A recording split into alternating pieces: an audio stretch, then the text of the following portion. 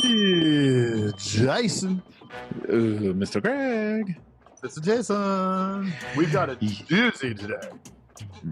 That's right. We have Patrick Bet David, Mindset Masterclass, and Mentorship creates Valuetainment.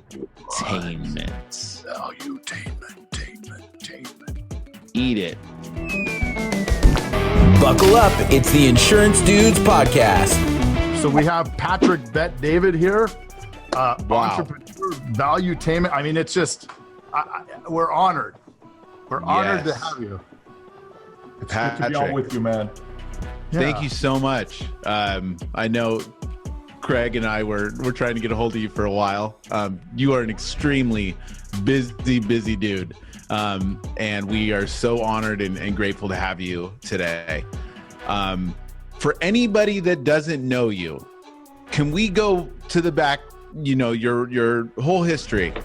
Well, maybe, whatever you want to share from your parents and how you came here to the amazing, valuable services that you provide to everybody on YouTube and your insurance company and everything. Sure.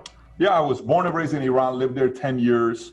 6 weeks after Khomeini died, we escaped, went to Germany, lived at a refugee camp for a couple of years, then came to the States, Glendale, California, lived there 6 years. Then I joined the Army, 101st Airborne Division, Air Assault. Then I got out, wanted to be a bodybuilder. And then I realized I'm a little too tall to be Mr. Olympia because I'm 6'5", so I would need to keep a frame of 400 pounds during off season, so it wouldn't be a good idea.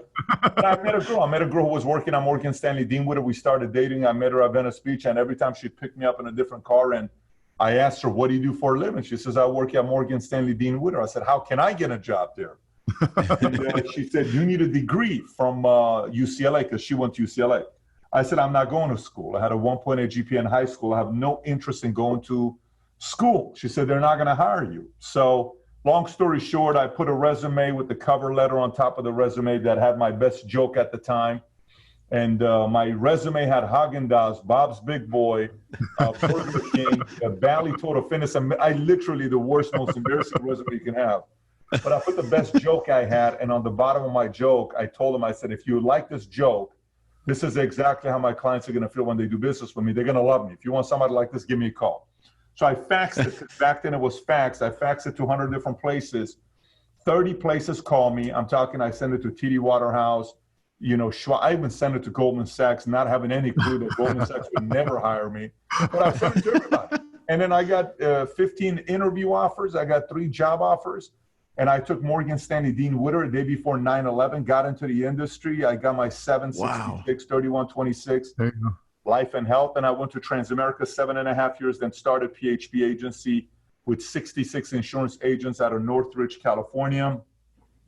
And last week we crossed 12,000 agents in 49 states. We have nearly 500,000 square feet of office space nationwide. We sold 6,500 policies last month, of which 90% is permanent policies. And then what else can I tell you? And then I started a YouTube channel accidentally and grew it from 0 to 1.5, 1.6 million with a few billion minutes wide. So that's my story. Wow. All right. Let me just, woo. What has given you this incredible drive? Part of it is like drive that you're building these awesome businesses but there's also a huge amount of servitude that you're doing through these channels. Can you talk a little bit about where did that come from? So it's so interesting you say this. Yesterday, I'm in Miami. I'm sitting with an insurance agency's principals, and they're talking to me about what kind of agents I look for to recruit, right? When you're recruiting insurance agents, who are you looking for? I said, look, my entire philosophy of what I do is I first get a piece of paper out, or I'll go on my conference room, and I've done this since I was 23 years old. I'll get a pen and paper out, and I'll say, okay, I'm 24 years old. Girl breaks up with me, right? So we've been together for 3 years. I want to marry this girl. She says, no, I'm dumping you. I'm going to leave you. And I was dating 4 girls and, all these other issues. She said, I don't want to be with a guy like you. Great. And I make a list. I said, hey, Pat, question for you. If you had a daughter would you let her marry a guy like you at 24? I said, absolutely not. I said, okay. So who would you want your daughter to marry that you would be very comfortable with? And I started writing it down. I said, okay, if that's who you would want your daughter to marry, why don't you go be the guy that you want your daughter to be? So I went and worked on that. So I went 17 months without sex. I mean, it's very hard for a guy that partied hardcore. I said, I'm going a year, and it started off with 30 days, then 90 days, then a year, then I went 17 months. And if you ask any one of my friends if this is possible, they would say, absolutely not. I know that's crazy to some people. So that's one part. Then second part for me is, you know, I'm in Transamerica, I'm in Morgan Stanley, Deanwood, and I'm working with all these companies. I ask myself, I write a 16-page, whatever you want to call it, like a Jerry Maguire type of an email letter, and I send it to a $400 billion company that owns Transamerica, Aegon. And I said, here's the 9 things I would do if I was running the company. And I make my suggestions. And they came back. They didn't do anything with it. I said, great. If I were to start a company, what would I do? I made a list. So I went and built that company. YouTube. You know, I'm going out there trying to create content. I'm looking for a YouTube channel for help me out with my business. Like, I need something that's going to teach me how to raise money, hire, fire, scale, formula, math, sales, you know, day-to-day issues, CEOs, founder, all of these things.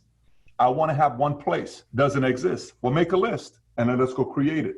So anything that I've done is what I was looking for that I couldn't find. And then I asked myself if I can create that. And if I can, then I go create it. And it led to what it is today. You asked the question where the drive comes from.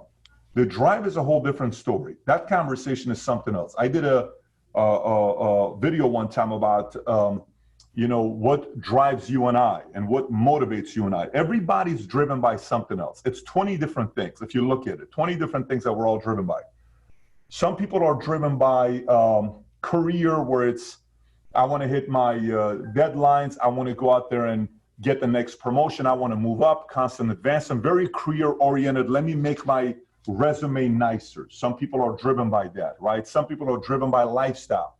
I want to be the guy that goes to a restaurant and I want to be valeted. I want my car parked outside. I want Johnny, the valet guy, to know me, open the door for my girl. I want the waiter to call me by my name. So if I bring guests, I want to be treated royally. I want that wine room that they don't give to anybody and they save it for me every Thursday night because they know I'm coming there, and I want to have the nice house and the gated community and the private jets. I'm driven by lifestyle, right? Some people are driven by madness. Madness means war, enemy, correcting an injustice, something where you felt somebody did wrong or someone's not doing it the right way. And so when you look at all these different things, there's 20 different things. You have to figure out what drives you, okay? Because a lot of times in life, say you and I work together and you're one of my sales guys, hypothetically. By the way, Jason, neither one of you guys looks like insurance people. Definitely, I don't look like an insurance guy. What I'm saying to you is it's great that insurance people now have sleeves. We have a bunch of guys that are sleeved up with their tattoos. Like that's great. I love that because we're changing the game. I don't know if you know this or not, the game is changing. And the traditional 59-year-old life insurance agent doesn't like a Jason, doesn't like a Craig, doesn't like a Patrick David, because like, why do you look like this? How come you don't have the, you know, Brooks Brothers suit on and all this other conservative stuff, right? We're mixing it up a little bit. But here's the point. Yeah. If I'm driving Bobby and I get a chance, Bobby could care less about breaking records or being competitive or taking out Larry. No matter how many times I say that to Bobby, it's not going to do nothing to him. But if I get to know Bobby and I realize Bobby is driven by, you know, being respected by his father and his mother and his church because his dad was a pastor, and I learn how to drive him that way, great. Now I know how to talk to Bobby. I talked to Mary. Mary's husband left her for a younger girl, okay? And she's absolutely furious about that. I have to know what's going to be moving a Mary different than a Bobby because she wants to prove a point. If I go look at Jack, Jack's got a father that succeeded, and he's a shadow in his father's, you know, his father's very successful. So anytime his father's around, he doesn't get the same kind of respect. He wants to get out of that shadow and build his own identity. There's a different way you drive that. Now there's the highest level. The highest level is, and then I'll turn it over to you. The highest level is when you and I learn how to drive ourselves. It's very hard to do. Very, very hard to do. This is why most people need a boss. This is why most people need somebody to hold them accountable. This is why most people need somebody to challenge them and push them. But if you can get to a point where you can create that secret sauce of the madness, the deadline, the competition, the breaking a record, never been done before, correcting an injustice, proving a point, if you know which ones those are and you figure out a way to push the buttons yourself, you're officially irreplaceable. Because no matter where you go, no matter what you do, no matter what you touch, it's going to get better. And I wanted to get to that state. And it took me a while to get to that state. So to answer your question for you, what drives me is so deep that I just can't help myself. I have a very hard time slowing down because I'm going due to what drives me deep down inside. So once somebody figures it out, it's you can't really stop that individual. That's awesome. So can you talk a little bit about what personally drives you? I mean, where did that come from? And you don't have to go into such specifics, but I'm sure it'll help a lot of people that watch. You know, for me, I was a 1.8 GPA kid. I was raised in a family, my mother's side, you know, one side they were all communists, my dad's side they were imperialists. When my parents got a divorce, you know, one side would say he's a Bet David, the other side would say he's an Assyrian, the other side would say he's Armenian, he's a Bogosian, and it was like back and forth. And I never liked games. I've never liked games, and I've never liked being bullied. And one day I told my family, I said, if you guys talk, like my mom's side would say bad things about my dad's side, and my dad's side would say bad things about my mom's side. And I sat my family down each side. I said, look, if you guys ever want to not see me again, say something bad about my mother. You'll never see me again. And I sat my mom's family down, and I said, if you never want to see me again, say anything bad about my dad's side, because there's only 3 people in my life that matter: my sister, my mom, and my dad. You guys are secondary. It's very simple. So I like you, I love you, but I only love you because I love my dad, because I love my mom, because I love. So that part's very crystal clear. So that part was one, because I didn't like being controlled, and I didn't like manipulating and playing games and bullying on. I can't stand bullies. I'm very good to go up against bullies because I understand bullies very well. And so the moment you figure out how to deal with bullies, it's actually a fun game when you go up against them. So that's that part, right? Then eventually I started making money. My dad had a heart attack and I almost lost him. That drove me in a completely different way. And then it got to a point where I made money and I could breathe. And I spent a lot of time asking myself, so why are you here? What are you here for? And I'm not talking about secret, why you're here, you know, meditation. I'm not talking about that. When I'm saying, why are you here? It's okay, what are we going to do with your life? What's going to happen? So I'd go to cemeteries all the time and I'd walk around cemeteries and I'd go and look at everybody's last name. And I'd say, okay, I don't know the name. I don't know the name. I don't know the name. I don't know the name. 43 years she lived, 72 years she lived, 79 years she lived, 68 years she lived. And I'd go, like, I wonder, like, they're on their deathbed. Like, how many generations will this person be remembered? Okay, daughter, son's probably going to remember them. Maybe grandkids going to remember them. Maybe some siblings, okay, but they're also probably dead. Who else? So are you a one-generational leader where you're only remembered for one generation? Are you 2 multi-generation? Or are you a evergreen generational leader that you're going to be remembered for years to come? George Washington died a long time ago. We still know about him. Christopher Columbus died a long time ago. We still know about him. And Alexander died a long time ago. We still know about him. And Marcus Aurelius died a long time ago. And we still know about him. So who do you want to be? One generation, 2, 3. So I started thinking about this.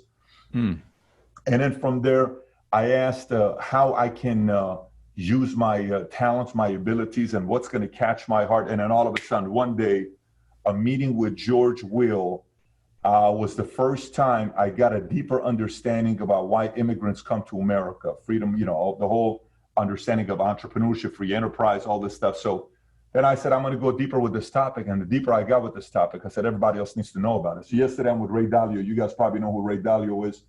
And he's the author of Principles. I don't know if you've read the book Principles. I've heard of it. I haven't read it. You've got to read it. He's the founder of Bridgewater Associates, which manages around $160 billion. And, you know, he's worth $18.7 billion. So he can write $1 million check 18,700 times is what this guy could do. He's got that kind of money. And we're sitting there yesterday, we're sitting there yesterday and we start debating China, US, all this stuff. And I feel that every generation has somebody that defends and fights for a certain philosophy.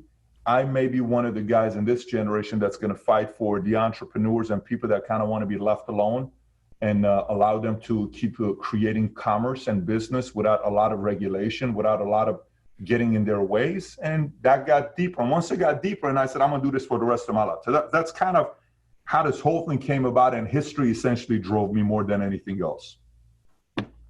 That's really cool, man. And what about, talk about how you started PHP. So PHP, I sat down, I wrote a book about it called Next Perfect Storm. I don't recommend anybody reading it, but it's you can read it if you want to, but it's not like it's exactly why I started the company. It was 2008, election was going a different direction. A year prior to that, I think Ron Paul broke the record for the most money ever raised on MySpace. He raised some $6.3 million in 24 hours, which was absolutely insane. Then Obama goes there and says, if a 70-some-year-old can raise $6 million and it's a Guinness Book of World Record, I'm going to raise billions of dollars. And he raised $2 billion, shy of it more. He beat Clinton's record. And he became a two-term president. And today's president is obviously a president. You take Twitter out, President Trump's not a president today if you take Twitter out. Very simple. He would not be a president today if there's no Twitter, because Twitter was his CNN, Fox. At any given time, he can kind of bring the attention to himself. And you know how the rest is obviously history, and he's a president today. So I sat there and I looked at it. I said, where's the marketplace going? I looked at a few things. One, the Latino vote matters more than ever before. And I don't think the insurance industry had yet identified that. And I had accidentally, because originally, I focused more on a certain demographic. And then all of a sudden I got into the Latino community. Then I said, wait a minute, this is an interesting community. They work very hard. They're hardworking people, and maybe I can figure out a way to do business here. And then we have a lot of values similar, and I like them. They're workers. And then we start, obviously, insurance industry, you have to be legal. You got to be able to get a license. I'm talking about, all that fundamental stuff that you got to have. Then I said, okay, so Latino community is not being focused on. That's one. Number two, the average agent at the time was a 57-year-old white male, according to LIMRA. So we got to focus on millennials and younger generation. And you can't try to connect with millennials. You either understand them or you don't, right? So it's a different world. So I said, we're going to be able to understand how millennials work, because boomers was the biggest generation, 76 million. Millennials are going to be the largest now with 80 million. So here's millennials. Social media was the next one. Then I noticed Elizabeth Warren chewing out Wells Fargo CEO, or going after a couple of these insurance CEO. And I said, you got to be careful with the broker-dealer world, because regulation is going to go to a whole different level with BD. I don't know if I want to go on the BD side. We still have a BD till today, and I'm securities licensed till today, 7 the whole 9. But I said, we got to minimize BD.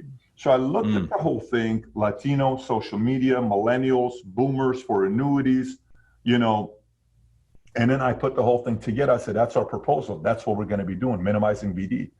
And then we went to work. And after we went to work, it was all my savings. I didn't raise money originally. And we almost went out of business a year and a half into it. All my savings got depleted down to $13,000. And one night I came home, we had, my wife didn't know we only had $13,000 left, and she had a miscarriage that day. And I'm like, you got to be kidding me. Everything's hitting us at the same time. And I can't go talk to anybody, because when you're in this moment, you can't tell your dad, oh my gosh, Dad, you don't understand how challenging this is. You can't talk to nobody. You decided to do this. I got to figure out a way out of this myself. And then all of a sudden we started getting some momentum. And once we got the momentum, it changed. I know we had a convention 7 weeks ago. We had Kobe Bryant at the event, who was it? Jordan Peterson, Billy Bean, and we had President Bush at our conference 6, 7, 8 weeks ago. And now it's a whole different story with the company. So in a nutshell, if you have any specifics, you can ask me. I know this is an insurance podcast, but that's, somewhat on what happened and how PHP got started. That is so awesome. Incredible. You also touch on the importance of mentorship. As I read, your profile and in coming up and everything you've done, you really speak to how important that was. Can you talk about your mentors and how you leverage those relationships to grow? Yeah. So for me, the highest level of mentor is if I can shadow you. That's the best one. all these online, like, let me put it to you this way. Valuetainment is got a lot of views, and it's got some people that follow it. And, we've been able to build it into what it is today, where now there's valuetainers around the world. People, like I did my conference call today. I do a private mentoring webinar, which is it's usually less than 40, 50 people. And we go for an hour and a half, and they ask me questions, and there's a 5-minute time clock, and I go through it. So CEOs will ask me questions. Founders will ask me questions. I'm trying to raise $50 million. What do I do? I'm hiring a COO. What do I do? And all the stuff that we go through, right? These are effective things that we do, but nothing is more effective if you are sitting right here while I'm in the boardroom addressing a conflict or a crisis, and you're sitting there saying, damn, this just got real. This is going to cost $6 million. This is going to cost $600,000. We need that technology. We need it in the next 6 months, but it's going to take 13 months to build it. How are we going to do that? Oh, how did he just negotiate that? And he negotiated knowing he needs it. And if he loses, it's going to hurt the company. But why is he still staying in a strong position here? Pat, what made you think? So I want to work with you face to face to shadow you and kind of see when you lost it. Because everybody's a human being. If you watch me, you're going to say, oh, Pat snapped. He lost it. I don't know if I would have done it what Pat did. It's not just what everybody does right. It's also what people do wrong. The best part of shadowing is we watch our parents, and we don't just remember what they did right. We also remember what they did wrong. Typically, we remember more things they did wrong. Right. And whatever they did right, we just do, and we don't give credit to them because we don't realize that a lot of the right things we got from them as well, right? So I'm all about shadowing. If you can find a guy or a gal to shadow that's killing it, I mean, all the books behind me, you combine all of these books behind me, you combine all the books in my house, in my garage, it's not even close. If you're able to shadow an Aristotle for 2 years on how he mentored Alexander the Great versus somebody else who reads 5,000 books, I will take Aristotle for 2 years over the 5,000 books any day of the week because you got lucky to shadow the right person. Now, if you can do both, even better, because if you're shadowing in Aristotle, you're probably seeing the guy reading books all the time. But my point is, the right person to shadow can completely change the game, if you can find that person. Well, because the knowledge is over here in the books, and then the actual execution and implementation you see in that shadowing, right? Like they're actually applying that. I like both. I like both, but typically, like if I want to know about Ray Dalio, I ask his coworkers what it's like to work with them. If I want to know how a person, an investor is, I want to know what his assistant will say to me about him. Tell me about some of his habits. What time does he come in? What time does he leave? How does he handle things when they irritate him? How does he handle a complaining client? How does he manage when he's dealing with something? How does he handle lawsuits or somebody quitting or something? Those are the questions that are not being asked. Sometimes you can ask the question from the individual, and the individual's only given the answer from one dimension, but somebody else can give you different dimensions. So, but if you can shadow them and see their behaviors, you're like I said, you're ahead of the game. For sure. That's awesome. And so, I mean, what you're doing with Valuetainment is a huge mentorship for especially people that maybe don't have those bigger opportunities yet. One cool thing that, talking about how you almost lost it all and stuff, we just talked to Garrett White, very similar story where he was in that spot. And it seems like those spots that we're in, where we're backs against the wall and we do either lose it all or we're very close to that, seems to be the piece that helps us rebuild to these greater levels. Who was some of your mentors personally? Who was able to help you rebuild in your life? Dudley Rutherford, man named Bill Vogel, extremely impactful. My dad, Vistage, Tom, who else can I tell you?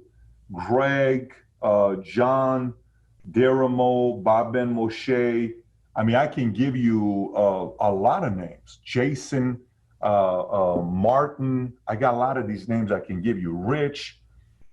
It's endless. But for me, I went to the what do you call it? Muhammad Ali Museum in Louisville. If you've never been to it, you gotta go. I mean, if you ever go to the Derby, you gotta go to the Derby once if you've never been to it. And when you go to the Derby, you gotta go to the Louisville Slugger and see how they make the bats, which is a sick experience. And then you gotta go literally 200 yards and go to Muhammad Ali's museum. It's about 100 square feet. And see, you get to shadow box Muhammad Ali. It's a very unique museum to go to. I'm all about going to some of these spots. That's cool. That's a place to go to. When you go there, they saved videos and they archived people in the gym that Ali was coming up at 14 years old, okay? And Ali was famous for going and asking the main guy, who's the best guy in footwork?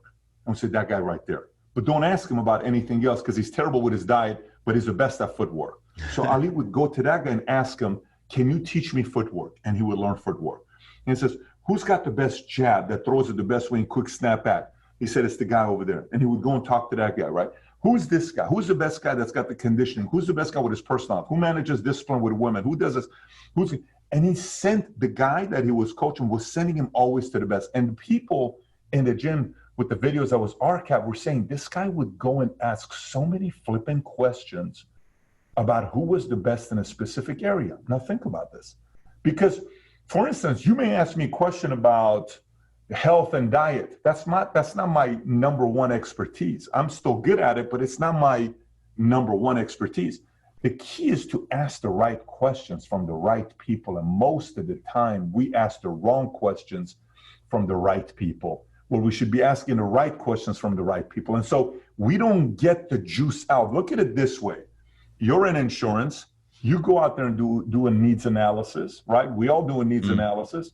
How many times you see an agent doesn't go and ask about long-term care, or they don't ask about how much money they have in a CD, or are they happy with the returns in a CD? So they're leaving a long-term care on the table, or they're leaving an annuity rollover on the table, or they're leaving final expense for the parents. What happens if your parents, basic questions. Hey, the number one reason why there's a, falling out between siblings? Why? When parents die and they have to cover the final expense, it's typically the sibling that makes the most money gets the blame, and then brother and sister don't talk for 5-10 years. Do you think your parents want there to be a division amongst the siblings? No. This is why they created a final expense. You simply get a $20,000 off. So all of these small little things that we do, right? If we do needs analysis. Okay. Yep. The same way a prolific agent does a proper needs analysis to gather the info. So instead of selling one policy or two, is able to get the maximum benefit for the client. The same way a prolific agent knows how to do that, a prolific student knows how to ask the right questions from the right people to pull the right information out. If you pull the right information out that can give you clarity, now you got an edge, because now you know what the next move is. So for me coming up, I had a lot of mentors, but I would ask some questions from people based on the research I would do with them. There was this one guy named Joe, and he has no idea how much he changed my life. Joe, at the time I spoke to him, he was making like $60,000, $70,000 a year, but he used to make a lot of money before as an agent. And everybody would compare me to him because when he was killing it, he was killing it. Everybody was like, this guy's going to blow up. And so I went up to him once. I said, Joe, I know this is going to be a tough question to ask him. And if you don't want to ask it, I'm totally comfortable with it, but I got to ask you this question. He says, what's that? I said, look, 15 years ago, you were the face of the company. You were killing it. And you're not today. And you didn't have a bad drop-off. You had a terrible drop-off based on what the numbers I studied. Again, you don't have to say anything, but what caused it? And we had like a 30-minute conversation. And I got to tell you, I've only spoken to Joe one time. Only one time. And we were in the same company together 7.5 years. But I spoke to him one time. That one conversation Joe gave me probably made me $40 million. Just that one conversation. But one simple conversation, because he got me to not second guess my philosophy. Okay. I was second guessing it because I was making $300,000 a year at the time, and I wanted to get to millions a year. And we were at the same level, saying, man, maybe my philosophy is going to hurt. He says, no, The mistake I made is I second guessed my philosophy and I tried to change it to please everybody and I lost everything.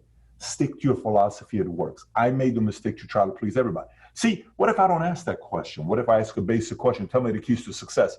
That's gibberish. I mean, that's the stuff. Go buy some cheap elementary success books to get the keys to success. I want to know the keys to failure.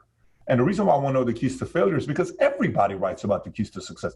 Tell me how I can screw up my marriage. Tell me how I can screw up being a parent. Tell me how I can screw up my health. Tell me how I can screw up my company. Tell me how I can screw up a friendship. That's what I want to know. Everybody knows what you need to do the right way. Tell me how to screw the thing up so I don't do it. So this, people had access to a lot of the same mentors. Today, people have access to a lot of the same books. People have access to a lot of the same people on social media. But the art is in asking the right questions. And if you ask the right questions, you gather the right data, then your philosophy in your brain is clicking. And eventually, once it clicks right, momentum comes.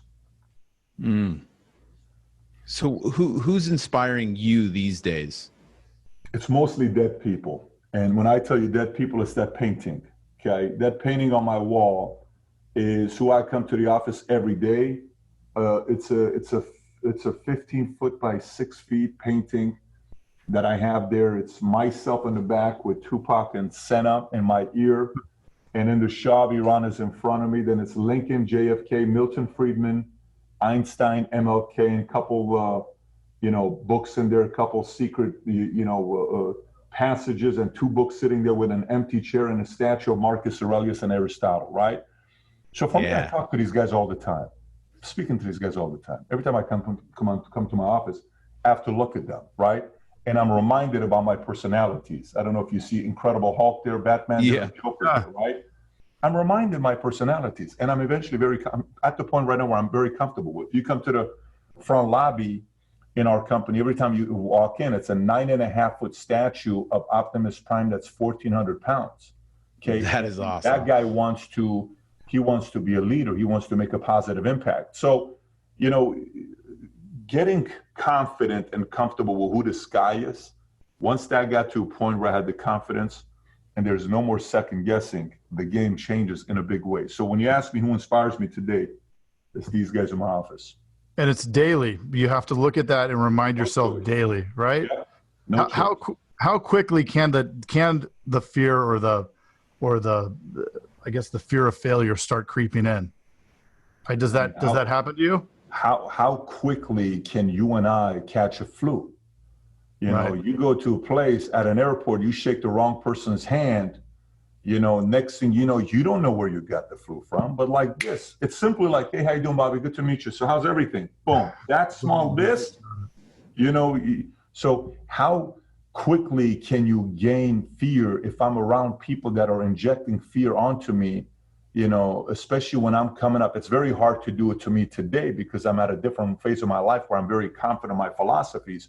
But when you're coming up and you're not really at a phase where you're proven and you know who you are, you got to be very protective of who's got influence over you. Very. This thing here, our imagination that's in here, it's used for good, bad, or for nothing. Okay. Most of us use it for bad and for nothing. Okay. We don't use it for good. Most of us say, what if he does this? What if she does this? What if I lose my job? What if that client cancels? What if this happens? It's always that. Or we just don't use it. We just sit there and say, let me watch a movie. Somebody else is influencing our imagination, right? Versus you sit there and you say, what do we do about this? How about if we do this? Like I got thinking time on my schedule every day. Every day I got thinking time. Thinking time is, don't bother me, I'm thinking. And I get a paper and I start writing things down. What about if we do this? What about if we do this? How about if we do this? We got to be doing this. We got to be doing that. I like this idea. If we do this part, it could happen with this. It could happen with that. So that's the part where if you create one opening for fear, fear enters. And once it enters, it spreads all over you. And then when it spreads all over you, guess who else it spreads around? Your wife, your husband, your kids, your boyfriend, your girlfriend, your coworkers, your partners, and then everybody's afraid. And then once everybody's afraid, everybody's playing defense. They're afraid to make the call. They're afraid to go meet with somebody. Oh, because we're about to experience recession. What if some guy asked me a question today? He says, Pat, I got to tell you, man, we're killing it, but I'm so worried because I know recession's around the corner. What am I going to be doing? I said, listen, there's a few things that are inevitable. What's that? You and I are going to die. And it's not the first time you heard about it. The biggest reason why Seneca, who started Stoicism, did so well is because he went around telling everybody, we're all going to die. This is what's going to happen. Okay, so what are we going to do with our lives, right? It's inevitable. Recession is inevitable. Health issues with you eventually is inevitable. Arguments with your wife is inevitable. Your kid being unhappy with you for a period, it's inevitable. You losing some money if you're in the market and you're taking some risk, it's inevitable. You making bad decisions when you're playing offense, it's inevitable. So you can't really be that hesitant. But all these articles you're reading today, fear, where let everybody else be afraid and use that as a strategy for yourself. When the marketplace is afraid, the saying is very simple: fear sharpens listening, right? When people are afraid, we tend to listen. Well, monetize fear today. This is the best time ever to monetize fear. Go monetize fear. Everybody's afraid. Monetize it. What do you mean monetize it? Go sit down with more people who are afraid. Go speak to more people who are afraid of what's going to happen next. Again, that's the adjusting, knowing everybody is afraid, but what am I going to do about it versus I'm also going to be afraid because everybody else is afraid. I don't know if that's making sense or not. No, absolutely. Yeah, that's the part with fear. It's funny in that, and how the fear then creates the I guess the place for excuses, right? The more fear, the more excuses to not do things. We were doing some coaching stuff earlier today with young, they call them LSPs in our world, the producers that work for us. And so we're training them and showing them a needs diagnosis, a way to diagnose needs that does what you say. It unlocks all of these other things. So the rollovers are here. So they find more lines of business, all of these things. And instead of saying, okay, I'm ready to go, they're like, well, but what if they say this? And what if they just don't want to do it? And they're coming up with all the reasons why they can't, but not the reasons why they just need to do it. And that's what, you have to talk them through it. It's just so interesting how the mind works, when you don't have that there. It's very true. This is why it is just as important to train on willpower as it is to train on skill. I can typically tell from an office, say this is skill, this is will. Most offices are like this. They only train on skill 90% of the time. And maybe once in a while it's will, right? We were like this. This is us, okay? I'm will. I'm gonna give you skill, but I'm gonna give you will. Because if I give you will is gonna teach you to go find the skill. And if you can find the skill on your own, you'll typically win more than if you find the skill from me. But the will, I'm gonna give you the will. We're gonna spend a lot of time talking about will. So a lot of the newer agents, companies make the mistake of doing a lot of this, and that's not what they need. They're already coming from a mindset that's not a strong mindset to make a lot of money. They need this. Who cares how smart they are if they don't have the will to do it? Yeah, but what I'm saying is the sales leaders sometimes spend way more time on skill than they do on the will. We got to spend more time on the will to get them to, like, for instance, guy calls me, says, I don't think insurance is for me. I said, really? Yeah, I just don't think I believe in insurance. I said, you don't believe in insurance? I don't. I said, you realize insurance is not a religion. I don't know if you know this or not. It's something people need. I understand that. Great. But why don't you think this is for you? So I just don't think it's for me. I said, okay, let me get this clear here. When you and I sat down 8 months ago, you told me you've been married for 13 years. Your wife is Italian, and you've promised you're going to take to Italy. You've never taken there. She doesn't like your job. It only pays you $68,000 a year. You've been at 60 for the last 11 years, and it's not really going up. You don't think they're going to put you at 6 figures. You got 2 kids. Life is tough. You and your wife argue regularly over money. You want to change it. She wants to change it. Well, you want to go back to that? So you tell me what's the alternative. If your alternative is going back to your regular job, then go do it. But if you go back to your regular job, you're also saying no to Italy. You're saying no to your wife. You're saying no to private school with your kids. You're saying no to any of your dreams that you have, and you're settling. So the alternative you're choosing is to go back to the regular life. Is that okay with you? Are you okay with that? Well, no, that's not what I'm saying. So then what do you mean this isn't for you? Maybe you're saying that this is tough and you don't yet know how to get results. Because I can understand that. It is tough. You know, it is tough to get results at times. I can help you with that. But if you're telling me this is not for you, it just tells me you're throwing the towel. And the moment things got tough, you're going to quit. And you're probably going to end up quitting other things in your life when they get tough. So which one is it, Bobby? Tell me. These conversations lead to will being developed. And then typically after a couple of these conversations, they get a little tougher. So I always look forward to those conversations because it's in those moments that we can develop a leader. I love that. And not just at work, but with our kids and stuff. I mean, that's the lesson for our kids, right? We're always teaching them how to fish, or teaching them, you know, here's a fish, you know, eat it, instead of teaching them how to fish and how to figure it out for themselves. All day long. You know, for me, I go to a Lego store. If my kids want to buy Legos, I buy them all. I buy them. They'll say, well, I want this Lego. I'll buy it. But I bring it home, I put it all the way at the top, okay? And I put it above my entertainment center, and they look at it. But sometimes they don't get that Lego for 13 months. They don't get it for 6 months. They don't get it for 9 months. I can't tell you how many times they have not. Like my son, he said, Dad, I want to be able to get an Xbox. I said, really? Yeah. I said, to get an Xbox, you got to finish a 200-page book. And then on top of that, you got to read 3 other books on history. And every chapter you finish, you and I got to do a Q&A. And you got to get the answers right. If you do, then maybe I'll consider buying an Xbox. No problem. So he went and read a 200-page book about presidents. He was 6 or 7 years old. Then he read another book, awesome. And another book, and another book, and another book. Then I went and bought the Xbox for him, and I put it at the house. And they can only play Saturday and Sunday as long as they read every single day. If they read every single day, then he gets Xbox. My 5-year-old, who just turned 6, he needs to write every single day and read the words and be able to comprehend what these words since he was 5, 6. We've been doing that with him. Then he can get on the weekends to play. But everything with parenting is also a compensation structure. You know, there is reward, there is award.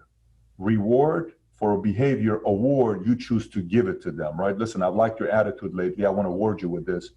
You know, here's the, so that understanding of reward and award with kids as well as with your sales team, very similar, but you get that part right. There's a few things I tell my kids. Every day I ask them, guys, what do we do as a family? Lead, respect, improve, love. I said, do we bully people? No. Do we get bullied? No. What are the 4 things we pray for? Courage, wisdom, tolerance, understanding. Great. Then on top of that, I teach him how to negotiate. Like I tell him, he says, Dad, I want that Lego. I said, negotiate with me. Why do you deserve it? And they negotiate. Well, remember last week I did this? Remember the other day this? Do you remember what the teacher said? Do you remember this? You remember when you promised me this? And I said, but I don't think you deserve a $100 one, maybe a $20, but I think I deserve this because of the following. Let's talk about this. What about if I do this? So they've already learning how to negotiate with me. They got to learn how to earn. They got to learn delayed gratification, which is why they don't get those Legos sometimes for 9 to 12 months. And then a few other things. But that's some of the things that I'm putting in there. Again, that's not skill. It's will. I want that willpower to be in there. You're engineering willpower so that when they go out there, I mean, they already have it. And what a skill set, right? How many of the people that come to you when you bring them into your organization naturally have that willpower, or you have to help engineer it? The best ones, typically, a lot of them bring drive. Mm-hmm. They bring drive, ambition, competitive. They bring that, right? The good ones. But you know, one of our earners, Sheena, and her husband, Matt, they've made around $1.2, $1.3 million the last 9 months with us, or 10 months with us, right? So in their entire career, they've never made more than 160 in a year. You know, they came the first year, they made 222, second year, 660, third year, they made $1 million. Last 3 years, we paid them over $3.5 million, right? Last 3 years, insurance, right?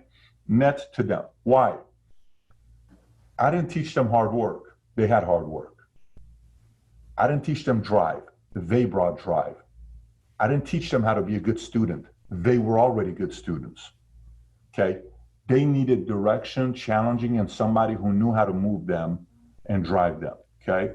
Once that happened, then all of a sudden they started going to the next level and they started seeing results. But the best of the best typically already bring you drive and ambition and a work ethic. They're just looking for somebody that's done it before that can also show them how to do it. So those two kind of go together. I think they understand that the activity will then translate into the results.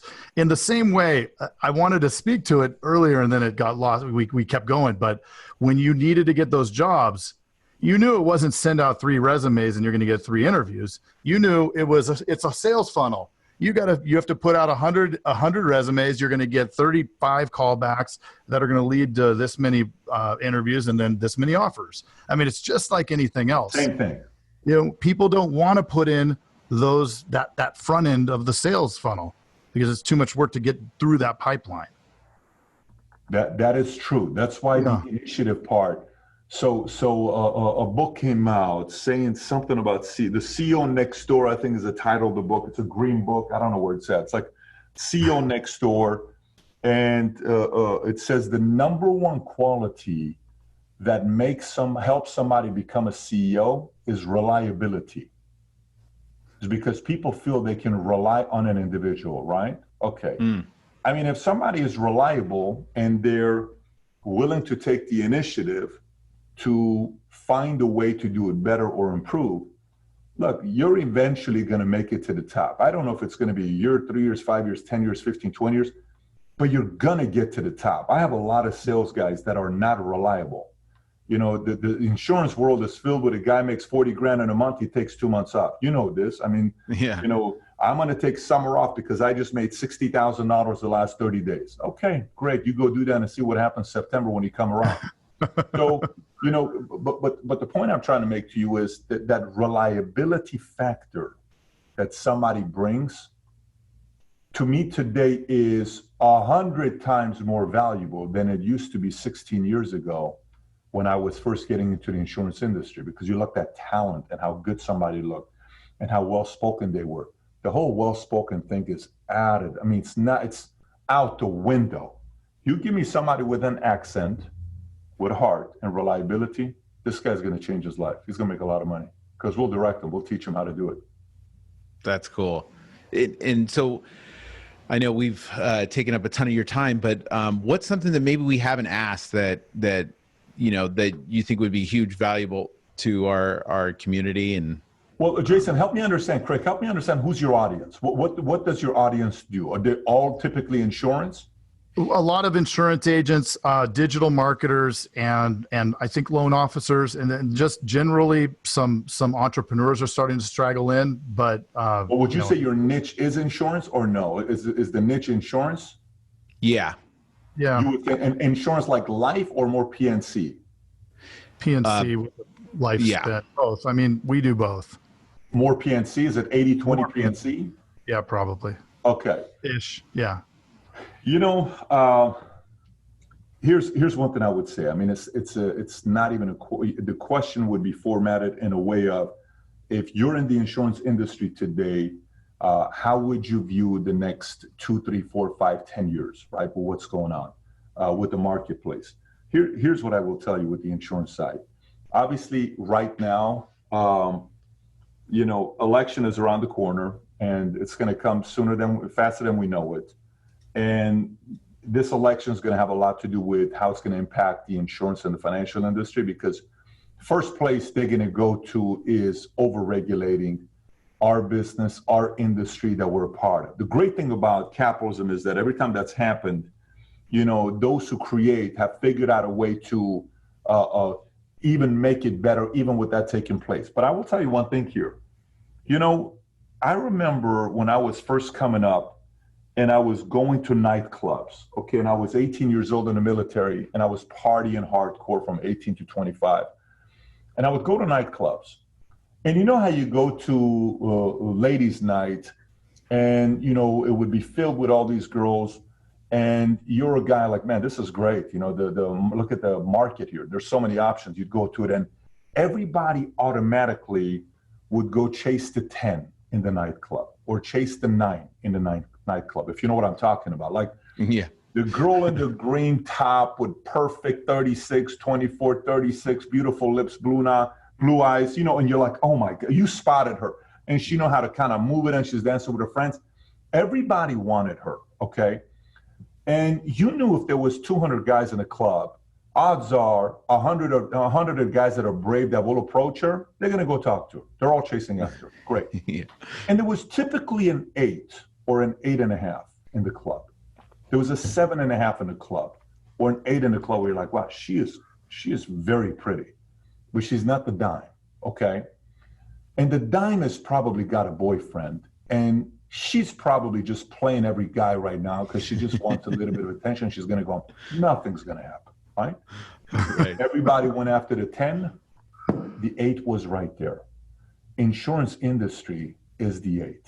No one's looking at us. Let me tell you, no one's getting out of college and I want to get into the insurance industry.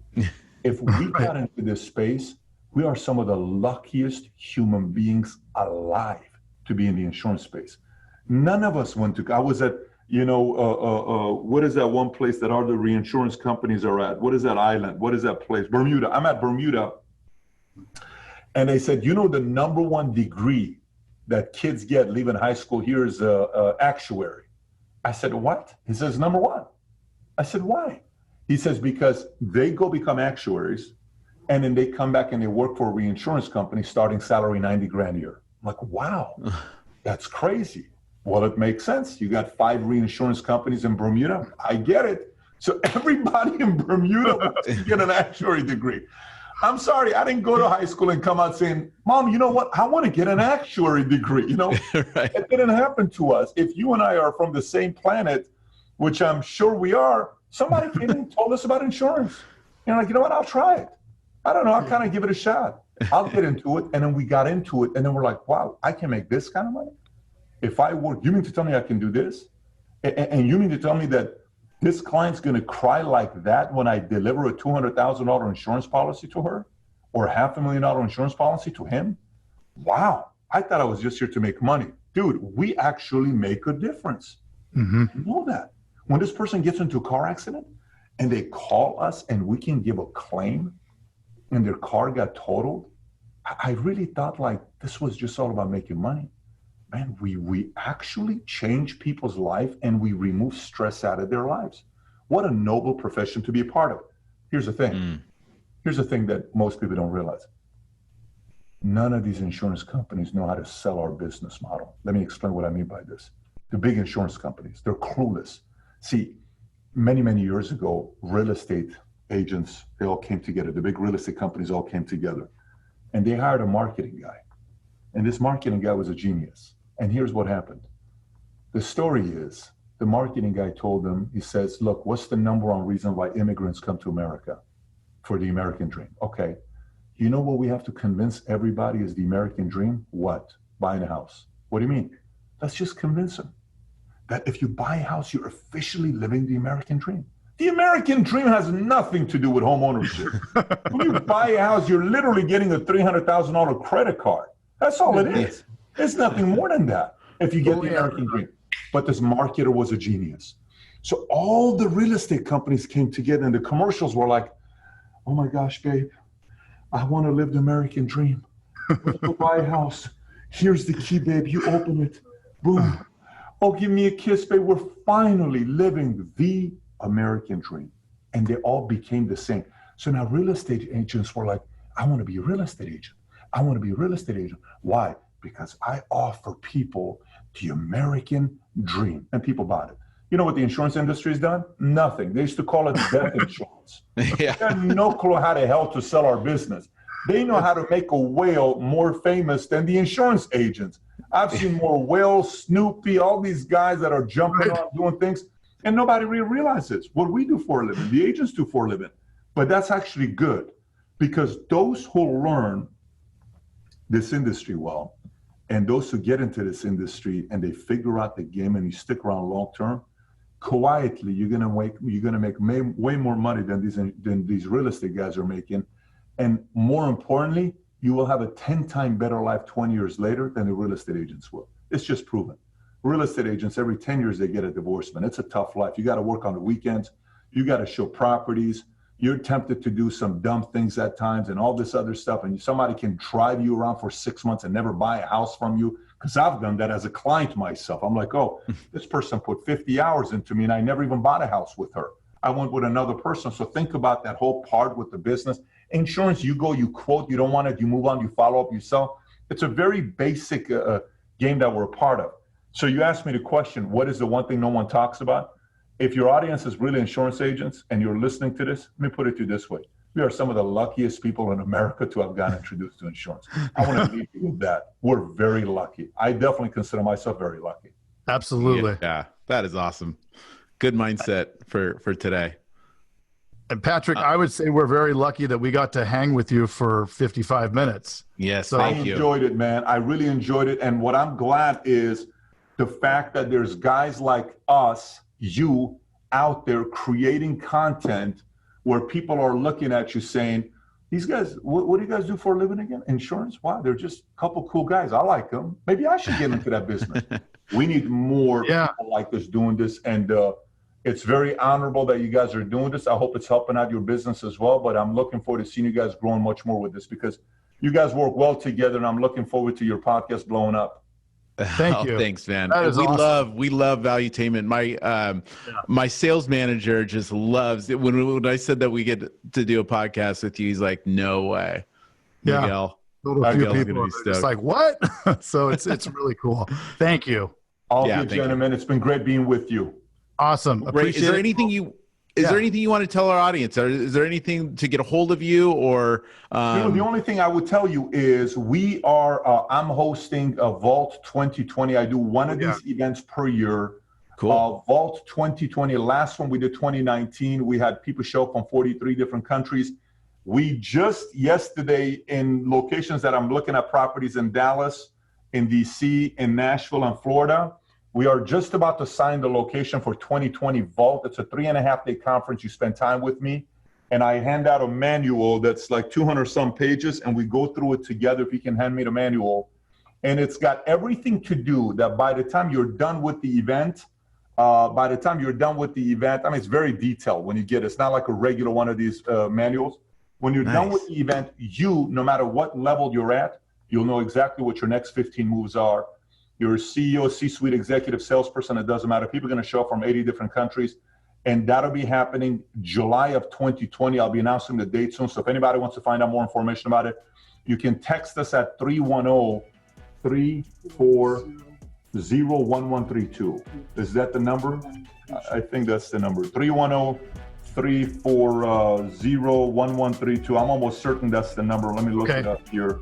I think that's the number, 310-340-1132. You put in the note, somebody texts us, send back the info, and you can tell us insurance podcast with you guys, and we'll send them more information about that conference. Okay. That would be awesome. Yeah. We'll definitely spread the word, man. Excellent. All right, guys.